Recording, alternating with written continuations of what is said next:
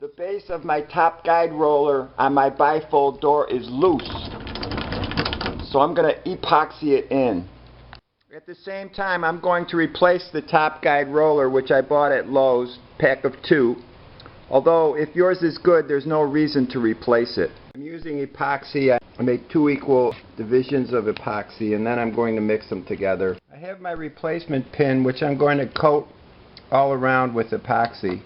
The epoxy's thick, so it stays on the pin. Now I'm going to insert this into the hole, let it dry for 24 hours, and test out my door. I'm pushing most of the epoxy down into the hole.